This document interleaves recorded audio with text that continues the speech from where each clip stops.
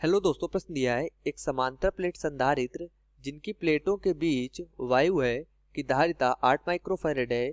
यदि प्लेटों के बीच की दूरी आधी कर दी जाए तथा उनके बीच नए परिविद्युतांक का माध्यम भर दिया जाए तो उसकी धारिता कितनी होगी। ठीक है, तो यहाँ से प्रश्न में हमें दिया गया है कि हमारे पास एक समांतर प्लेट संधारित्र है। तो हम यहाँ से बना लेते हैं कि हमारे पास एक ये मान लिया कि हमारे पास ये एक समांतर प्लेट संधारित्र है।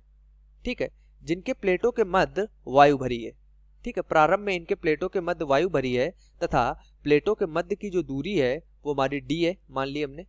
ठीक है, फिर हमने क्या किया, हमने ये किया कि प्लेटों के बीच की दूरी को आधी कर दिया। फिर दूसरी कंडीशन में अगर देखें तो हमने यहाँ से प्लेटों के बीच की जो दूरी थी उसकी हमने दूरी को आधी कर दिया तथा उनके मध्य में हमने क्या किया, 9 परावैद्युतांक का एक माध्यम भर दिया। तो हमने यहाँ से इनकी प्लेटों के मध्य की दूरी को आधी कर दिया, मतलब पहले डी थी तो ये दूरी हमारी कितनी हो गई, d/2 हो गई।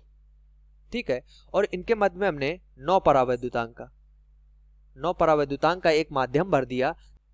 तो तब इनकी हमें क्या ज्ञात करनी है, तो हमें धारिता ज्ञात करनी है जब हमने इसमें 9 परावैद्युतांक का एक माध्यम भर दिया है। ठीक है, तो होता यह है कि समांतर प्लेट संधारित्र के लिए प्लेटों के मध्य जो धारिता का सूत्र होता है वो हमारा होता है C = K/A/D।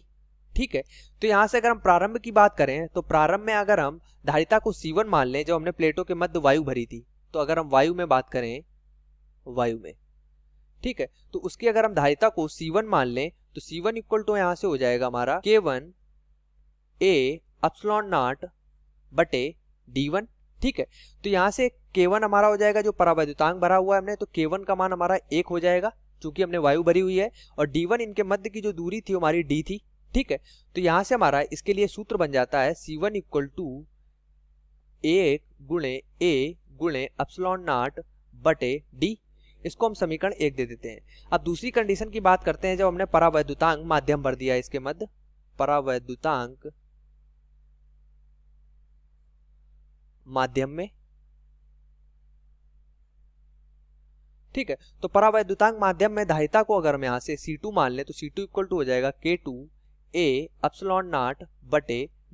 ए हमारा एरिया तो सेम रहेगा क्योंकि हमने प्लेटों के मध्य की जो दूरी है वो हमने कम की है, जबकि हमारा जो क्षेत्रफल है वो समान है, और ε0 हमारा एक नियतांक है जिसका मान हमारा समान रहता है।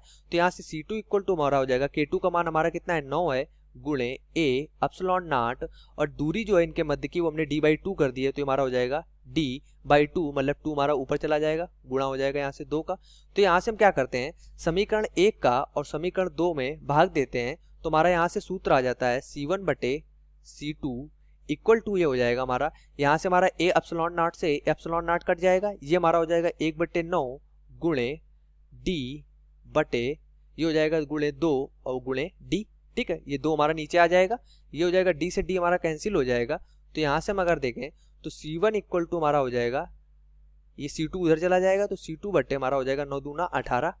जबकि मान हमें यहाँ से ज्ञात करना C2 धारिता, क्योंकि हमें C1 प्रश्न में दी गई है कि C1 जो हमारी धारिता है वो हमारी 8 माइक्रोफैरेड की है, जब हमारी प्लेटों के मध्य वायु भरी हुई है। तो यहाँ से C1 का मान रख देते हैं, तो C1 हमारा हो जाएगा यहाँ से 8 माइक्रोफैरेड में है, गुणा हो जाएगा इधर से 18 का, बराबर हो जाएगा C2 के। तो C2 जो हमारी धारिता है वो हमारी आ जाएगी माइक्रोफैरेड में 144 माइक्रोफैरेड। ठीक है, तो 144 माइक्रोफैरेड की धारिता हमारी हो जाएगी बढ़कर, जो हमारी 8 माइक्रोफैरेड की थी वो हमारी 144 हो जाएगी, जब इनके मध्य हम क्या करेंगे, 9 परावैद्युतांक माध्यम का माध्यम भर देंगे तथा प्लेटों के मध्य की दूरी को हम आधी कर देंगे। ठीक है, धन्यवाद।